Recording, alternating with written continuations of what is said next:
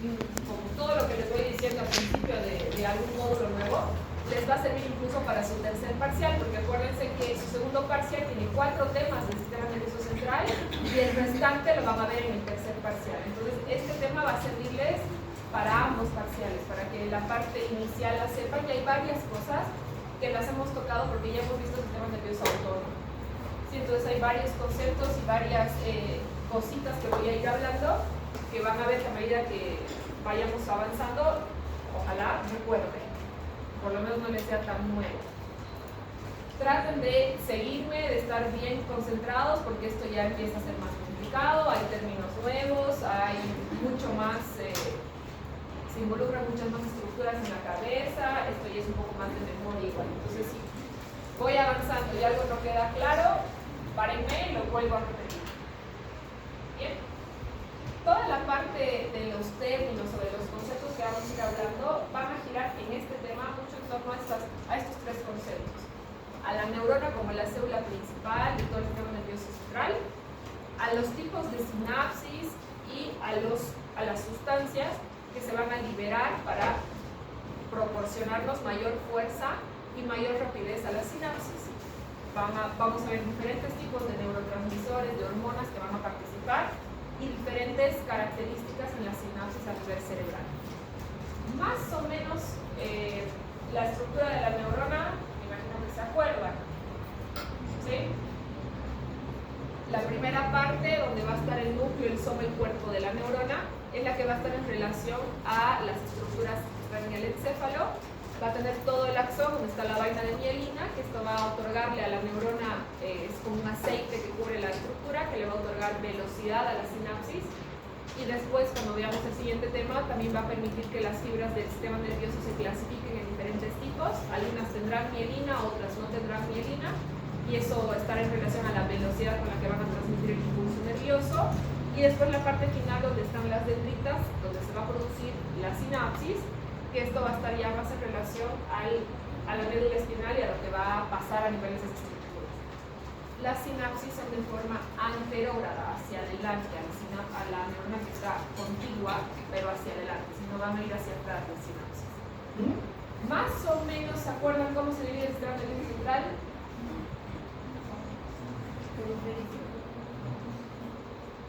El autónomo se divide en simpático y parasimpático.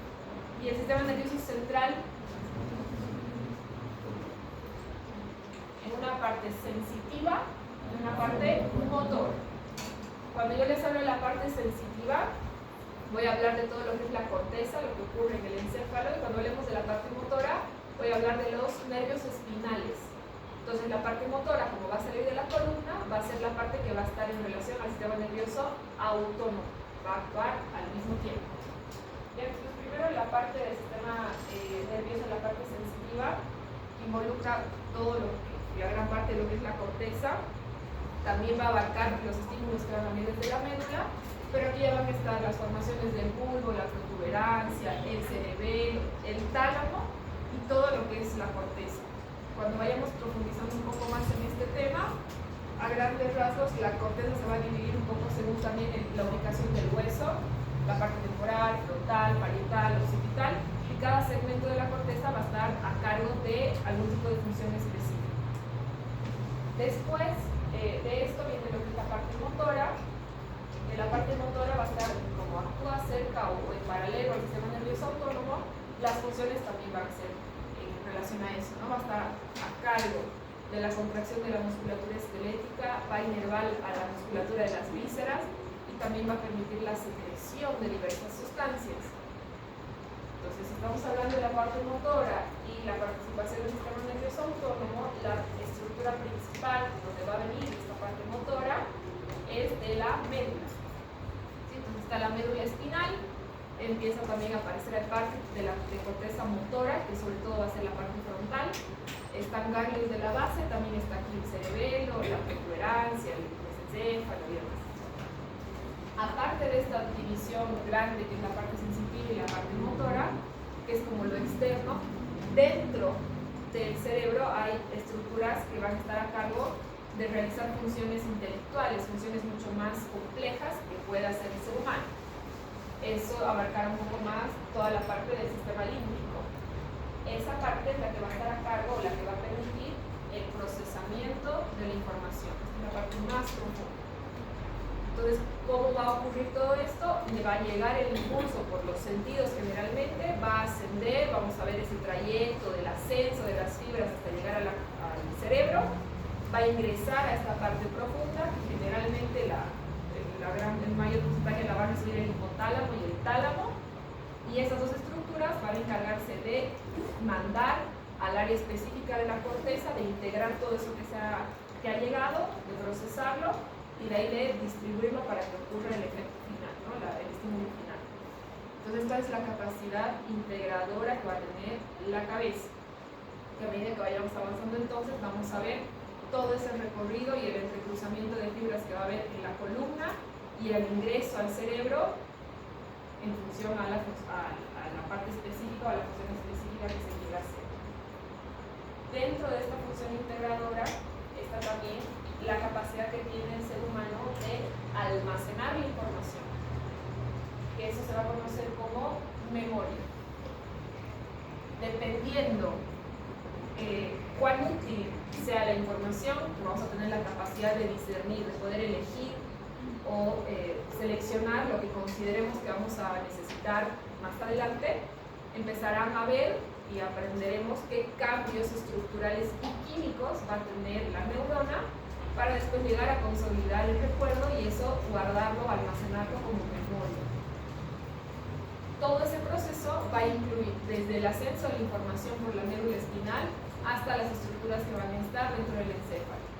Entonces vamos a tener la capacidad de acumular la información que consideremos útil como memoria y también vamos a tener la capacidad después de buscar esa información en el momento que la necesitemos y traerla al momento, ¿no? Esta es la división como de las funciones que tenemos, esa parte sensitiva, motora y la parte intelectual. Después, para estudiar más a profundidad las estructuras que tiene el sistema nervioso central, hay otra subdivisión. Son tres niveles. El nivel medular, que esto lo vamos a ver en un tema aparte, donde va a estar la médula espinal, donde vamos a hablar de los reflejos, osteoterminosos y todo eso como un tema aparte. Ahora los temas que siguen, por lo menos los tres que siguen, van a estar en relación a las otras dos estructuras. La más importante va a ser esta, el nivel encefálico inferior o subcortical, adentro. Este va a tener varias estructuras que van a realizar las funciones principales en nuestro cuerpo. Y después está la parte superficial, como lo que va a envolver a la región subcortical, que es la corteza o la región encefálica superior. Entonces, esta, que es el nivel medular que está en relación a los reflejos y todo eso, ¿qué funciones va a realizar? Va a estar en relación a la marcha, a los reflejos de retirada, sobre todo cuando hablemos de dolor. Va a estar también en relación a sostener la columna vertebral cuando hablamos de la estabilidad o de la gravedad. Va a regular el control de los vasos sanguíneos y también va a nivel digestivo, va a regular los movimientos intestinales y la secreción glandular. Estas funciones son casi las mismas que realiza el sistema nervioso autónomo. Salen del mismo lugar, salen de la columna. Entonces por eso esta parte medular, esta parte motora, es la que está más en relación a lo que haga el sistema nervioso autónomo. Y van a trabajar juntos, entonces si uno de los dos se daña o se lesiona, el otro algunas de las funciones las podrá suplir. La parte más importante del sistema nervioso central es la región subcortical. Ahí están varias de las funciones vitales que realizamos y cada estructura va a estar a cargo de una función en particular. Cuando hablamos de la regulación de la presión arterial y de la respiración, están a cargo el bulbo raquídeo y la protuberancia. De la parte del equilibrio, ahí está el cerebelo, el mesencéfalo, la protuberancia y el bulbo. De la alimentación y todo lo que es la saliva, aquí entran el bulbo, la protuberancia, la amígdala y el hipotálamo. Y en lo que es el control de las emociones como la ira, el dolor o la respuesta sexual, ahí entran diferentes estructuras de la corteza cerebral. Entonces, este es el segmento más importante del cerebro, está adentro.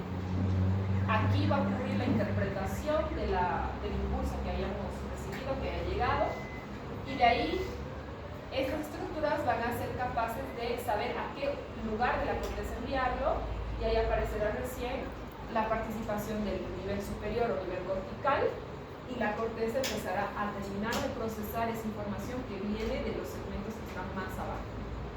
¿Se entiende el camino? ¿Sí? El impulso va a ascender la columna, la médula espinal, toda la columna, va a llegar primero a la subcortical, se va a interpretar y la subcortical lo va a mandar a la corteza. Después vamos a aprender las subdivisiones de la corteza, todas las áreas que hay. Para que esto ocurra, para que esta información llegue de forma correcta, aparece, o tienen que ocurrir lo que son las sinapsis. La sinapsis va a ser la forma de comunicar o de integrar las señales con otras células, y van a haber diferentes tipos de sinapsis. Las que existen en el sistema nervioso central son las sinapsis químicas y las sinapsis eléctricas. Y esto al principio del semestre algo se los he preguntado. A ver, ¿qué se acuerdan de o qué entienden si yo hablo de una sinapsis eléctrica o si digo una sinapsis química? ¿Qué se les ocurre?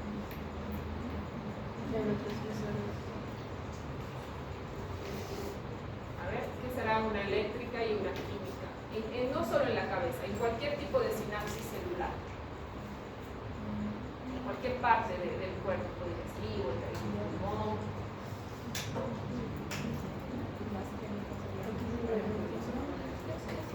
Ahí está.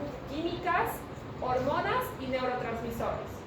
Entonces, si son hormonas y neurotransmisores, será en ese momento, se va a liberar en ese momento y va a poder ocurrir en un solo sentido. Se libera de la presináptica a la postsináptica y se realiza el efecto. Ya, y la eléctrica, el cambio en la permeabilidad celular, la apertura, cierre y apertura de canales iónicos. Esta podrá ocurrir en ambos sentidos, es bidireccional, y esta que va a liberar una sustancia va a ser unidireccional. Estas son las principales diferencias de estas dos sinapsis. La primera, estas sinapsis químicas van a representar la mayoría de las sinapsis. Atiendan después. No reclamen si el examen está mal. Atiendan bien. Ya. Estas representan la mayoría de las sinapsis y estas son las que utilizan neurotransmisores. Varios de estos se los he mencionado cuando hemos visto el sistema nervioso autónomo. Sí, la acetilcolina, la noradrenalina, la adrenalina, todas van a viajar en las vesículas que tiene la neurona presináptica. Cuando lleguen por chocar con la postsináptica, liberan la sustancia y producen la reacción. Estas entonces pueden realizar la sinapsis en un solo sentido, unidireccional, cuando se libera. Entonces viajan en la neurona presináptica, chocan o se unen a la neurona postsináptica, a la receptora, y ahí se liberan en un solo sentido, unidireccional. ¿Sí? Hormonas y neurotransmisores. Y después están las sinapsis eléctricas. Las eléctricas son las que van a generar esta apertura de canales iónicos, van a tener uniones de hendidura en las partes distales de las células para poder realizar el cambio en la permeabilidad de la célula, y estas pueden ocurrir en los dos sentidos, son bidireccionales. Hacia grandes rasgos, porque vamos a ir entrando un poco más en estos conceptos, ¿cuál creen que se producirá más rápido?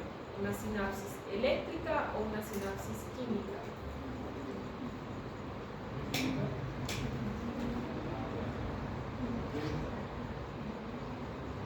Química.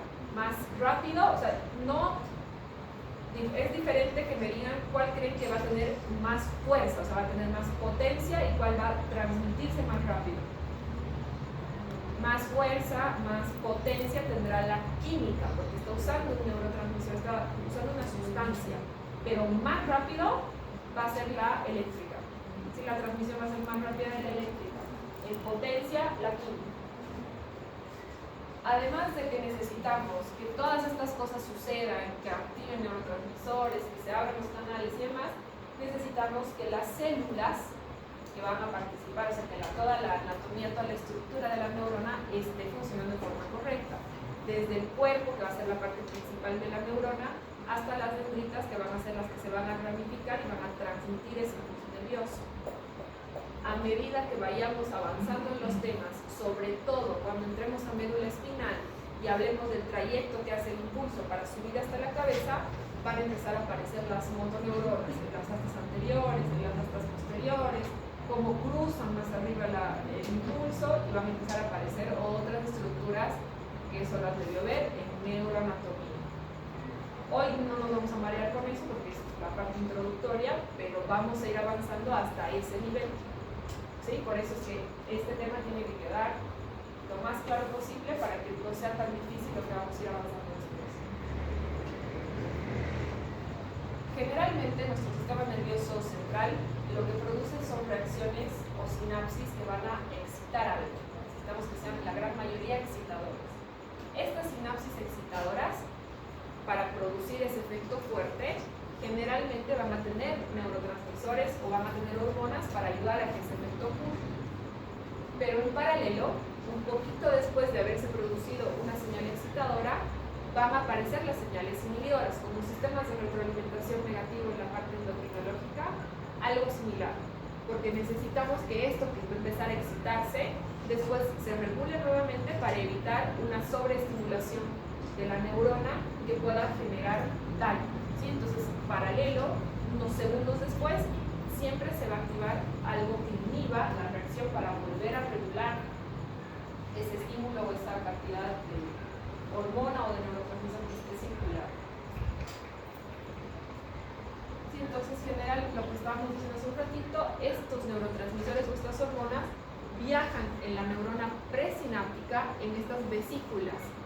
Las vesículas van al estar ya en contacto con la postsináptica, a romperse, van a liberar la sustancia neurotransmisor o la hormona, y la postsináptica tiene receptores específicos. Acuérdense que los receptores van a hacer una única función, son específicos para la función, no hacen varias.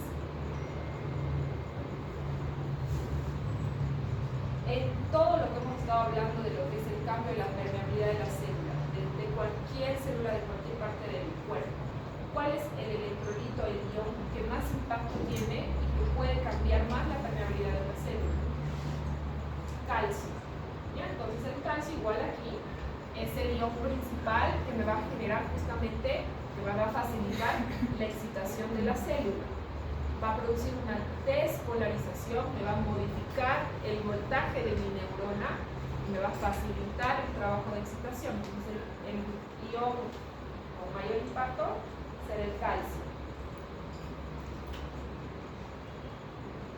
Van a ver también diferentes características en la neurona que va a recibir el impulso en la postsináptica, tanto en la parte de los receptores, que van a tener estas uniones de hendidura, que van a permitir que el cambio de polaridad ocurra más fácil, como lo que va a depender de la cantidad de electrolitos que pueden estarse intercambiando. No únicamente el calcio, va a aparecer el sodio, va a aparecer el cloro, e incluso la salida que va a tener el potasio. Esto entonces se traduce a que lo que va a ser el receptor o la acción que va a tener la neurona postsináptica va a estar en relación a la entrada y salida de cationes o aniones, ¿no? De iones positivos o iones negativos. Esto me va a generar entonces o que mi neurona se despolarice o que se hiperpolarice. Para ver si se acuerdan. Cuando yo digo despolarización, esa célula está más fácil, o sea, se va a excitar más fácil o más difícil si se despolariza. Despolarización es más fácil. Yo voy a volver a mi célula menos negativa, más fácil de excitar.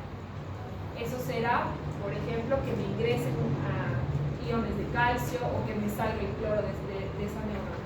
Y si yo digo hiperpolarización, esa neurona es más difícil que se excite, se vuelve más negativa. ¿Se entiende, no?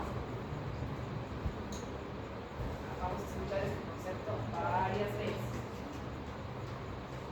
porque como estamos hablando de que son funciones intelectuales y que tiene que ser rápida el actuar o el reaccionar de las personas ante los estímulos, la gran mayoría de las sinapsis, además de utilizar estos neurotransmisores para potenciar el efecto, van a usar segundos mensajeros. Estos segundos mensajeros, la gran mayoría del sistema nervioso central va a ser la proteína G. Y los segundos mensajeros en la neurona van a causar 4 cambios importantes. El primer cambio está en relación a que me va a facilitar la apertura de los canales iónicos, me va a permitir que estén abiertos por más tiempo y así generar un impacto más fuerte en la permeabilidad de esa célula. Esa es la primera cosa que hace. La segunda, el segundo cambio importante que hacen está a nivel de lo que es la utilización de la energía con el ATP, y aquí también activan a la AMP cíclico.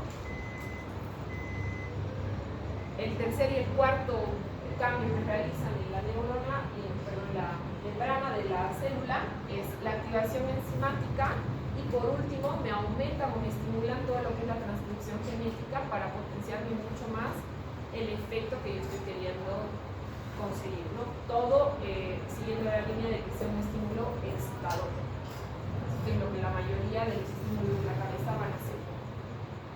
Como estábamos hablando hace un rato, así como tienen que haber situaciones, sustancias, iones que me generen una excitación de la neurona o que me faciliten la excitación de la neurona, tiene que haber paralelamente algo que me inhiba para después ayudarme a regular la cantidad de actividad cerebral. Entonces, lo que me va a estimular o excitar a mi receptor estará en relación a que mi membrana se despolarice con la apertura de canales y que me entre sodio, que es un ion positivo, a la neurona. Después que haya movimientos o cambios en relación a la conducción del impulso, que también está en relación a que salgan los iones de cloro y de nuevo me cambie la polaridad de la célula. Y después que haya ya cambios a nivel de la neurona postsináptica, que me aumente el número de receptores excitatorios y me disminuya el de los inhibitorios.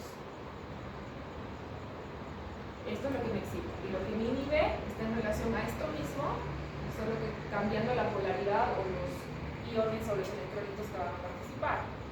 En lo que me inhibe, ¿qué pasará? Que me van a entrar iones de cloro a mi neurona, me pueden salir los iones de potasio al exterior, y esto me va a generar entonces que esa neurona tenga mayor negatividad y que finalmente también hayan inhibiciones de las funciones metabólicas, que lo mismo va a generar que la polaridad de esa neurona esté más negativa. Hasta aquí, ¿me entienden? ¿Se entiende? Ahora se va a complejizar un poquito porque vamos a hablar de diferentes tipos de neurotransmisores, cómo se van a clasificar y después qué tipo de acción van a tener. Vamos a empezar ya a apuntar conceptos que les estaba hablando antes. Solo despierten un poquito y van a ver que van a poder ir uniendo las cosas porque ya varias se las he dicho. Aquí va a abrir un poquito el ojo. Lo que se va a transmitir o los tipos de sustancias que pueden transmitirse para potenciar los impulsos, una son los neurotransmisores y otro grupo son las hormonas. Varias hemos hablado sobre la acetilcolina, la noradrenalina, la adrenalina. Entonces, más o menos ubican. Los grupos grandes de estos dos se llaman las moléculas pequeñas o de acción rápida, y el otro grupo, los neuropéptidos. Está ahí por lógica. Si yo les digo que son neurotransmisores y hormonas, ¿cuál generará un efecto más rápido y cuál generará un efecto más prolongado? Si les digo que me pongan a las hormonas y a los neurotransmisores en uno de estos dos lados, ¿dónde me ponen a las hormonas y dónde el neurotransmisor?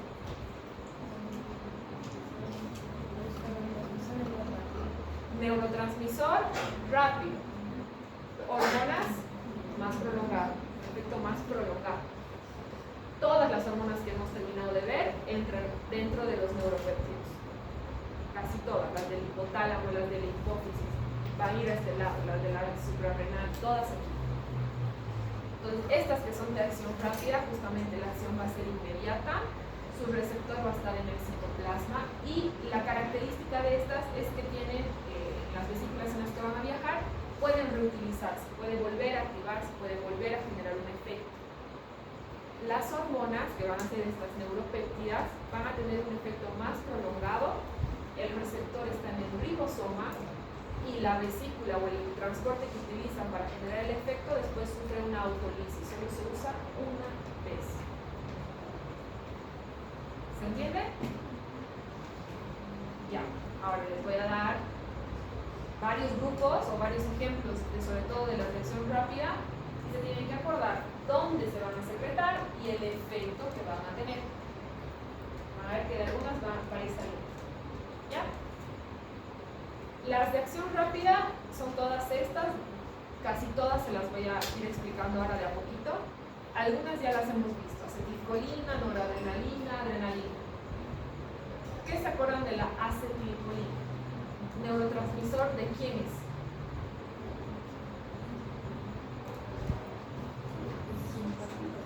Y sus fibras van a ser como el nombre, ¿no? Si es acetilcolina, las fibras son colinérgicas.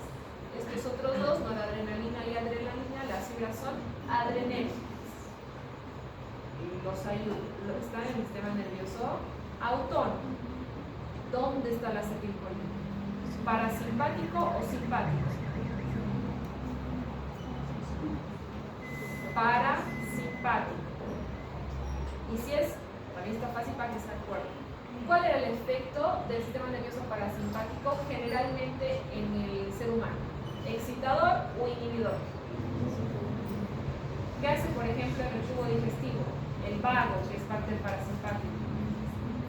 Excita movimientos intestinales, secreción. Entonces, la estimulación principal de la acetilcolina es excitadora. Casi todas las fibras de la acetilcolina que están en relación al parasimpático excitan. En el único lugar donde van a inhibir es en el corazón. Después el resto de la función es excitadora.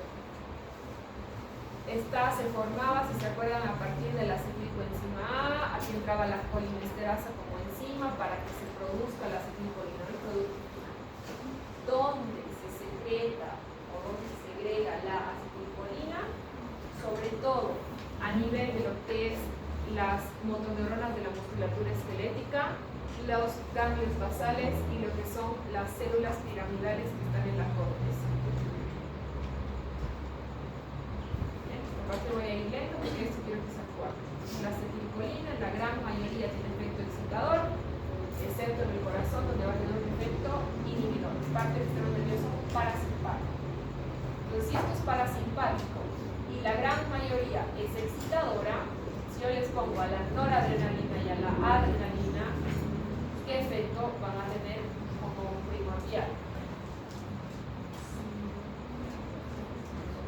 Pues, inhibición. Ya estos van a tener, tienen los dos efectos, excitador e inhibición, más efectos inhibidores, pero cuando excita es más fuerte. ¿Sí? Acuérdense que este era el que también nos permitía, o eran las sustancias que dábamos, pusimos de ejemplo en el paro cardíaco, por ejemplo. El efecto es sumamente fuerte. ¿Dónde se va a secretar, dónde se va a localizar? A nivel del locus cerebus, en lo que es la protuberancia. Ahí se ubica y se segrega a nivel del hipotálamo y el tronco del encéfalo.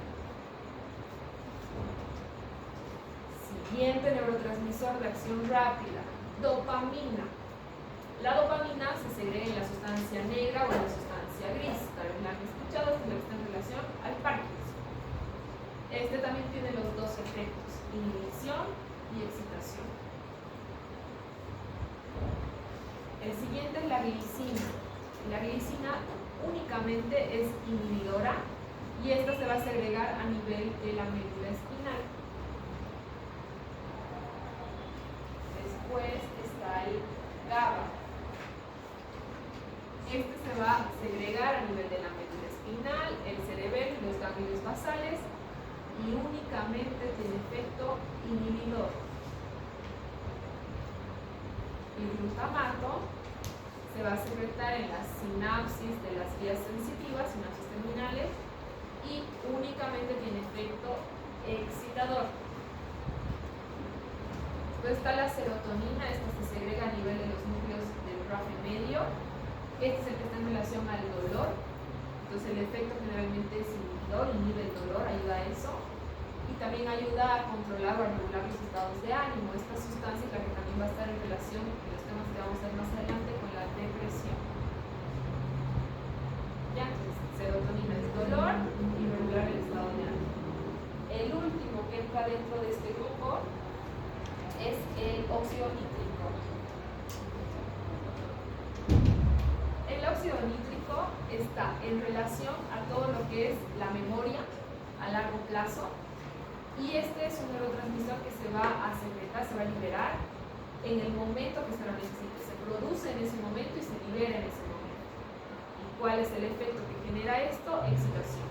Sí, en relación a la memoria y a la consolidación de los pensamientos a largo plazo. ¿Se entiende? ¿Sí? De esto tienen que acordarse dónde se va a secretar, dónde se segrega y cuál es el efecto que va a producir. Todo esto que les he dicho son esas moléculas pequeñas que van a tener acción rápida, inmediata, el receptor va a estar a nivel del citoplasma y estas se pueden reutilizar, esas vesículas se pueden volver a usar. El otro grupo, que son los neuropéptidos, que son los de acción prolongada, que el receptor está en el cromosoma y que no se pueden usar más de una vez porque tienen autólisis, son todo lo que está en relación a las hormonas, todas las que hemos estado viendo, las que están en el hipotálamo, las que están en la hipófisis, hormonas incluso que se van a secretar a nivel digestivo. ¿Sí? Esas son los neuropéptidos, entonces con acción mucho más prolongada. Sí, son acciones más duraderas, pero que van a tener tal vez mucha más fuerza. También vamos a necesitar menos cantidad de sustancia que se libere para producir el efecto comparado con la cantidad de neurotransmisores que significamos que hay en ese momento.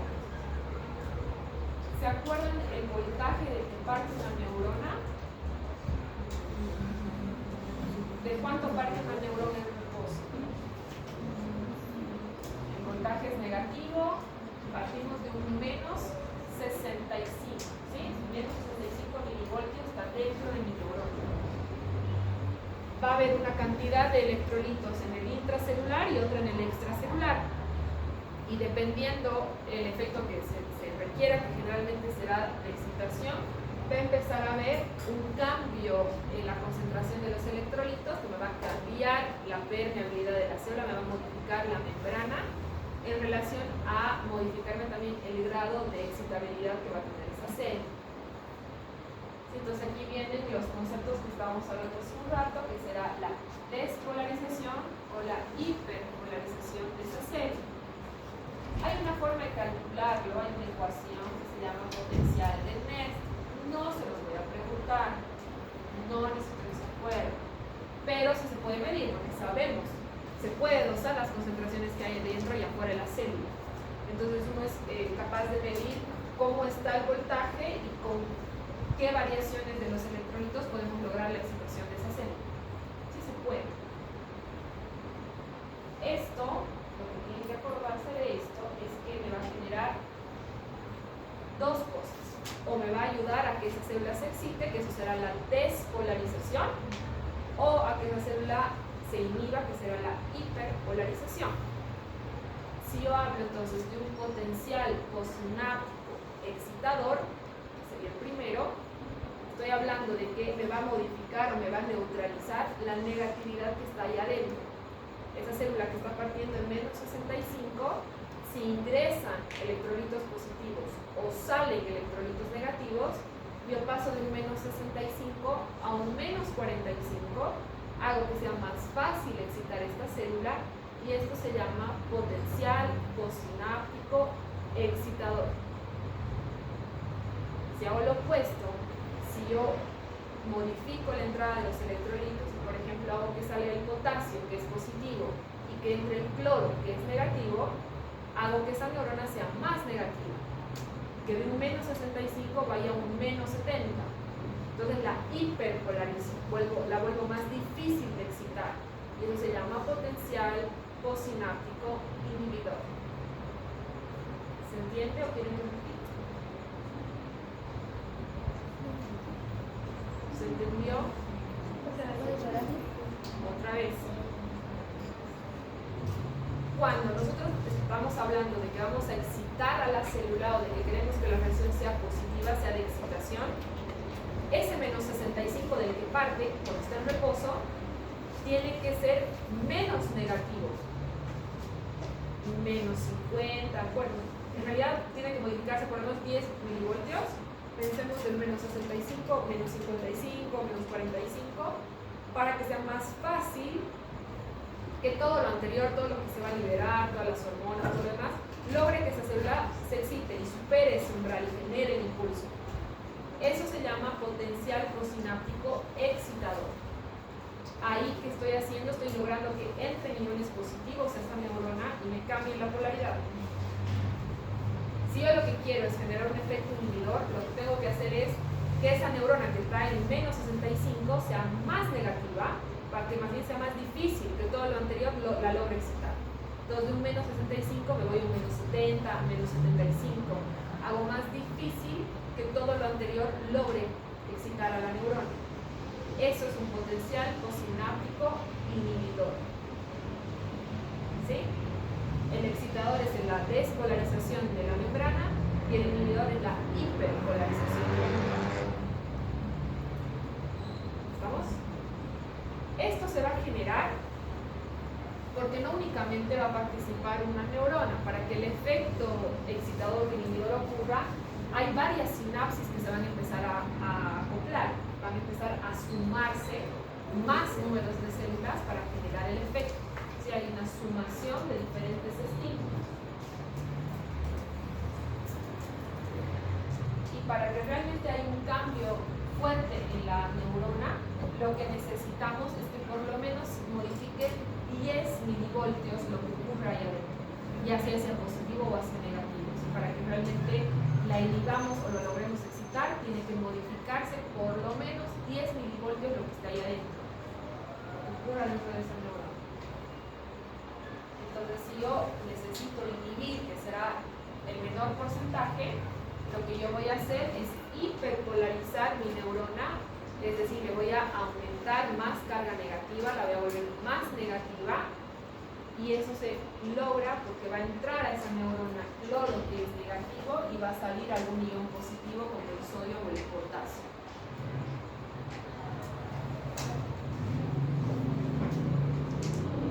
Donde generalmente yo tengo este tipo de potenciales inhibitorios, cuando hablo de situaciones como por ejemplo el dolor, vías sensitivas. Ahí sí necesito que empiece a aparecer este potencial inhibitorio para que no tengamos dolor, para que baje el dolor que uno puede percibir. Y se van a activar algunos neurotransmisores que están en relación a inhibirme eso. Por ejemplo, el GABA, y aquí también puede activarse la serotonina. Entonces, en muy pocas situaciones tenemos potenciales inhibitorios. Generalmente van a ser excitadores. ¿Qué es lo que va a hacer esto? Ya sea si es inhibidor o excitador, lo que va a empezar a modificarse o a activarse entre el primer y segundo milisegundo que ha ocurrido el impulso, va a lograr en ese tiempo generarme que se abran los canales iónicos de la neurona y hasta los 15 milisegundos de inicio se va a producir el efecto y ahí se va a multiplicar realmente el voltaje de esa neurona y se producirá o la excitación o la inhibición según lo que esté ocurriendo en ese momento. ¿Se entiende? Para que esto ocurra entonces tienen que sumarse neuronas. Una sola neurona no va a ser capaz de producir todo lo que estamos hablando con la rapidez y la fuerza que necesitamos. Entonces empiezan a aparecer más sinapsis, más neuronas, eso se llama sumación espacial. Entonces aquí van a empezar a unirse más receptores o terminales sinápticos con generalmente el objetivo de excitar a esa neurona. Eso va a hacer que el tiempo en el que se excite la neurona sea milisegundos y que se supere rápidamente el umbral. Es decir, que superemos ese menos 65 del que está partiendo. Si vamos a hacer que sea más rápido, que se logre la excitación. Pueden haber sumaciones temporales o sumaciones simultáneas, con dos tipos diferentes. Cuando hablamos de sumaciones temporales, son las que van a tratar de incrementar o de estimular el mismo efecto por un tiempo específico, ¿no? Por un tiempo determinado. Eso es una sumación temporal que va a ocurrir en los primeros 15 milisegundos de inicio de la actividad. Temporal. Y si yo hablo de una sumación simultánea, el ejemplo más claro es lo que estábamos diciendo al principio, que es lo que pasa cuando nosotros tenemos algo que existe, tiene que haber a la par un efecto que neutralice lo que está sucediendo, que será un efecto inhibidor o un potencial inhibidor, que simultáneamente o un poquito después, unos segundos después, se va a activar para normalizarme la respuesta de lo que se acaba de excitar. Entonces hay sumaciones temporales para fomentarme o para darme más fuerza a ese impulso, y sumaciones simultáneas que van a generar o me van a ayudar a nivelar nuevamente la actividad celular. Todo esto que estamos hablando que ocurre, toda esta sumación de sinapsis y mayor participación celular, lo que hace es facilitar a la neurona el trabajo. Hace que sea más fácil superar el potencial de membrana y generar el estímulo que quiero. Hace más fácil que alcancemos el nivel o el umbral de excitación de esa célula. Entonces las sumaciones o la participación sináptica de más neuronas me facilita la transmisión de ese impulso nervioso. ¿Cuál es la estructura principal de la neurona que me va a realizar la sinapsis? Las dendritas. Ya, entonces, las dendritas tienen ciertas características que justamente hacen que también se facilite la transmisión del impulso nervioso. Además de todo lo que estamos hablando, las propias dendritas van a tener también ciertas características, por ejemplo, que van a tener una activación eléctrica diferente, van a ser mucho menos permeables al potasio y al cloro, que si se acuerdan lo que acabo de decir, el potasio y el cloro generan hiperpolarización, o sea, me hacen más difícil que se excite esa célula. Como estas son menos permeables, es decir, que ese segmento de la célula es más fácil de excitar, ¿sí? No tiene tanto ingreso de iones negativos. Son largas, son también delgadas, que eso también permite que se transporten más rápidamente la corriente eléctrica o el cambio de los electrolitos. Y también, a medida que el impulso va pasando de una neurona a otra, el impulso o la conducción va decreciendo, o sea que hace que la primera neurona que se excitó, cuando termina de pasarse el impulso nervioso a la neurona siguiente, esta ya está nuevamente estable, ya no está con esta actividad excesiva y ya no genera daño, ¿sí? la normaliza. Cuando nosotros tenemos una actividad celular fuerte a nivel cerebral, continua y muy fuerte, y no se activan todas estos sistemas que les estoy diciendo de inhibición y demás, ¿qué le puede pasar a nuestra cabeza? Si está permanentemente activa y si hay una actividad neuronal muy fuerte, ¿qué puede pasar? Convulsiones. Ese es el principal efecto que podemos tener si nuestra cabeza está permanentemente excitada. Y las convulsiones son siempre, o sea, si uno empieza a tener convulsiones, no deja de convulsionar nunca. Dejamos de convulsionar, ¿no? Hay un momento, puede variar muchísimo dependiendo de la causa de la convulsión, pero esa convulsión cesa. ¿Y cómo cesa? O sea, ¿qué le pasa si han visto o han escuchado, no sé, alguien que ha convulsionado? Después de que ocurre la convulsión, ¿cómo está esa persona? Cansada. Hay como un apagón del cerebro, y porque se ha cansado justamente, se ha fatigado, y hay una fatiga neuronal y las células del cerebro se apagan, como que tratan de recargar energía, y después de un tiempo otra vez empieza a funcionar y se activa la actividad cerebral. Pero si estamos hablando de que el cerebro se apaga hasta que esas células se recuperen, ¿qué le puede pasar a esa persona?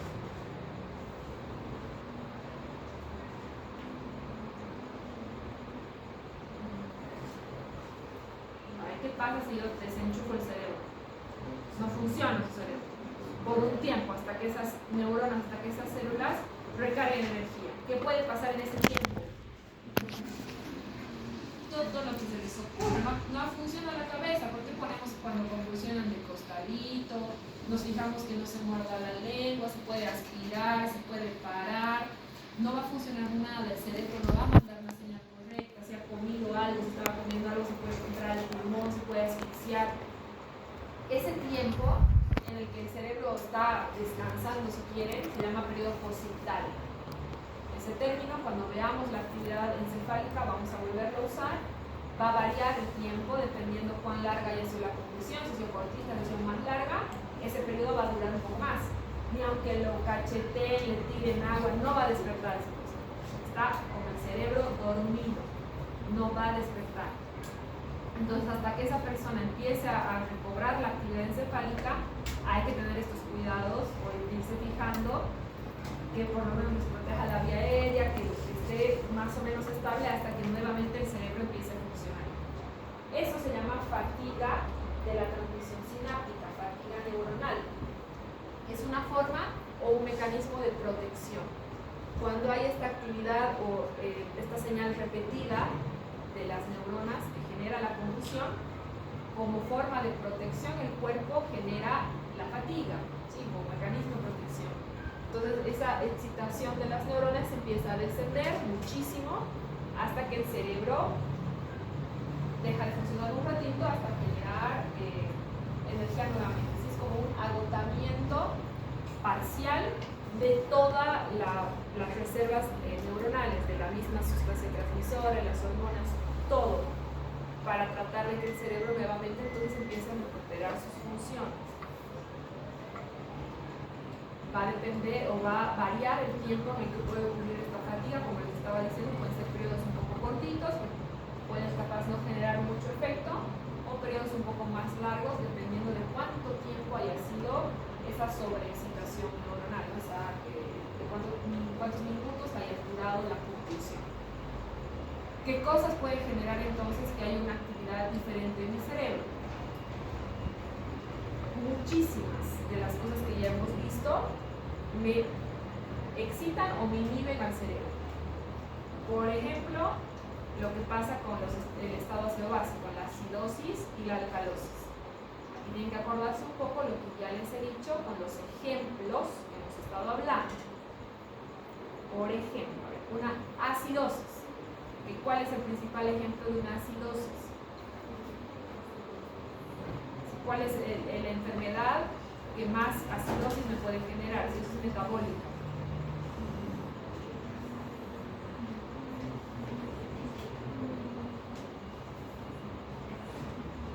Acidosis metabólica tiene a un grupo de personas como el principal. Cetoacidosis diabética. Entonces, acuérdense cómo llegaba el que tenía cetoacidosis diabética. ¿Qué le va a hacer una acidosis a mi cerebro? ¿Me lo va a inhibir o me lo va a excitar? ¿Cómo llega? ¿Cómo va a llegarles? Les explico cómo llegan esos. ¿Llegan despiertos o no? No, llegan casi en coma. Entonces una acidosis me reprime mi sistema nervioso central y una alcalosis hará lo opuesto, me lo va a excitar. Entonces estados de alcalosis, cuando hablamos de un pH bien alcalino, arriba de 7,5, 7,8, eso me genera que haya una excitabilidad o una mayor excitación en mi cabeza. Cuando hablamos de estados de acidosis severos, como una cetoacidosis diabética, donde mi pH es menor a 7, ahí yo lo que hago es deprimir o disminuir la actividad neuronal. Esto sí es un trastorno metabólico. Y si yo les hablo de hipoxemia, si no hay oxígeno, ¿deprimo o excito mi sistema nervioso central? Está fácil la respuesta. Si no hay oxígeno. Si no hay oxígeno, ¿mi cerebro va a funcionar bien o no? Entonces, eso es inhibición o excitación del sistema nervioso central. Inhibición. La hipoxia me va a deprimir o me va a cortar la sinapsis o la excitación neuronal. Me deprime al sistema nervioso central. Bien, eso está en relación a que no va a haber la cantidad de oxígeno suficiente. Después van a haber ciertas sustancias o ciertos momentos en los que también van a haber mayor actividad o menor actividad de la cabeza.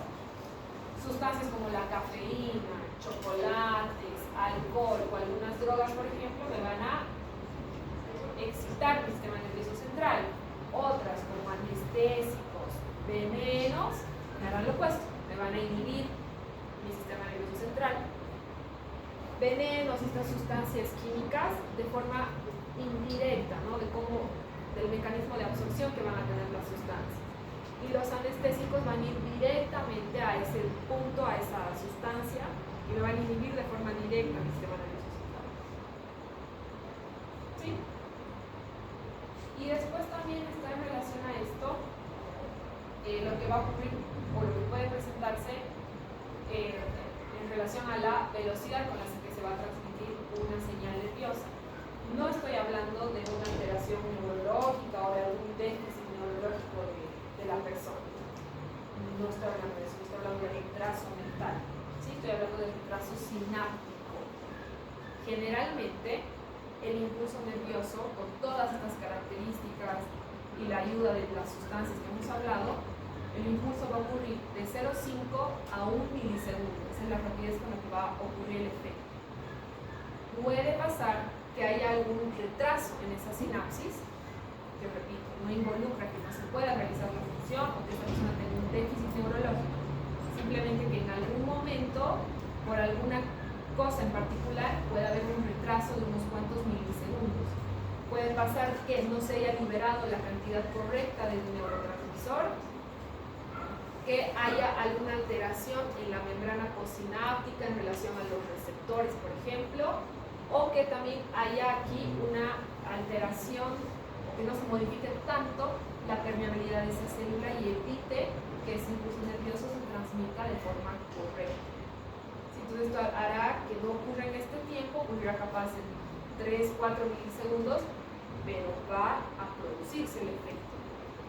En quienes, por ejemplo, creen que puede pasar un retraso sináptico, pero que no es algo patológico, sino que es algo que puede presentarse.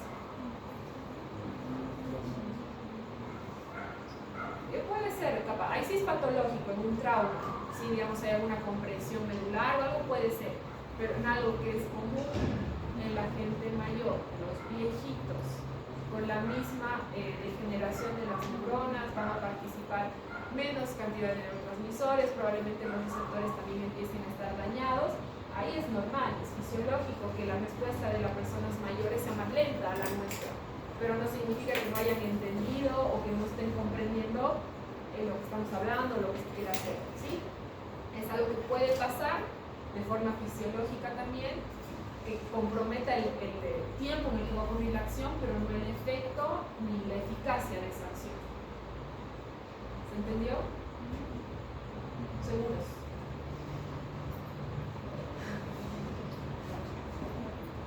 Mañana les voy a hablar de circuitos neuronales, que es un poco más de lo mismo, de generalidades, de bases que estamos viendo. Y la siguiente semana terminamos con sensibilidad somática 1 y sensibilidad somática 2. Hasta el siguiente viernes, hasta lo que vamos a ver la otra semana, hasta ahí es su segundo parcial. ¿Ya? Y la subsiguiente semana yo voy a seguir avanzando porque no van a dar todavía su parcial, y ahí yo empiezo a hablar ya de los temas que van a entrar al tercer parcial. Para que quede bien clarito entonces, hasta lo que vamos a ver el siguiente viernes, y ya está subido a la plataforma, hasta ahí es el tema del segundo parcial. Me faltaba subir las hormonas del embarazo, que ya las he subido, ya está en la plataforma, entonces ya no queda ningún tema pendiente para que suba.